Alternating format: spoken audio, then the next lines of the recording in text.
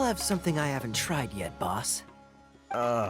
Sorry, sir. I'm afraid you've already tried every type of liquor we serve. Oh? Well then, just the bill, please. It's just as well, I suppose. I do have other matters to attend to. Kaeya, you're really here! Paimon half thought you were playing some sort of prank on us. Hey, Paimon, traveler. Looks like the gods smile upon me after all. And come now, I wouldn't joke about wanting to see my good friends. Wait a second. You must be here on official business, right?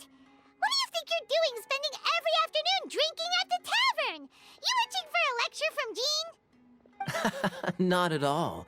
The acting Grand Master positively terrifies me. Why would I ever do anything that might displease her?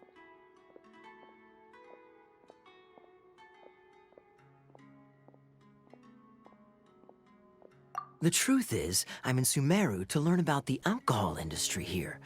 So despite how it might look, I'm actually at Jafar Tavern for strictly business purposes.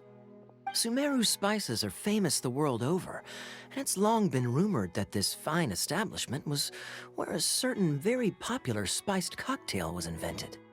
That's why the Knights sent me, their foremost expert in alcoholic beverages, to come and see if it is as good as the rumors say. And how did that go? So far, so good. I'm already in talks with some spice merchants in Port Ormos about some potential collaboration. Yeah, that does sound like a great business opportunity.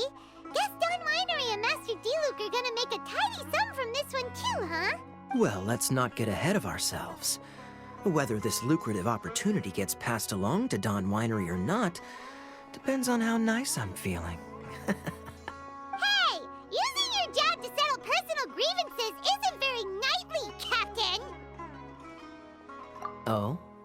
What makes you say that? Very sharp of you. I wouldn't say I'm familiar, though. I just came here on the sly once, when I was very young.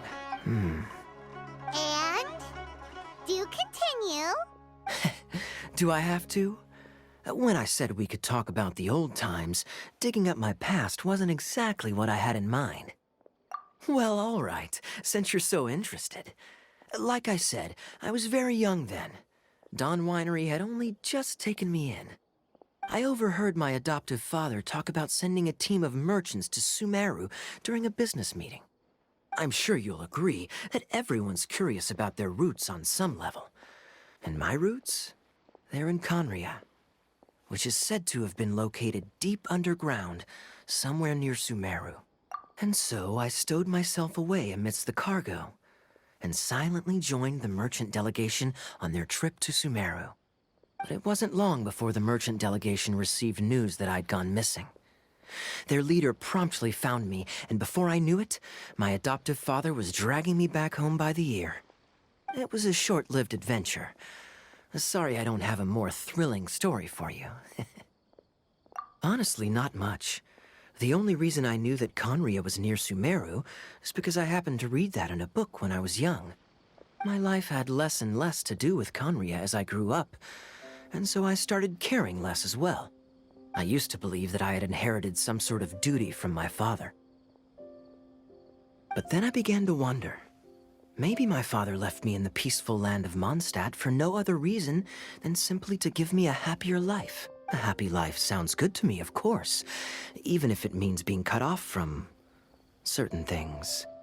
This is obviously all speculation. Simply put, I'm afraid that I'm not particularly in the know on this topic.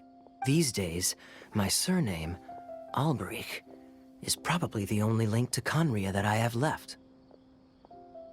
One death afternoon, please, boss.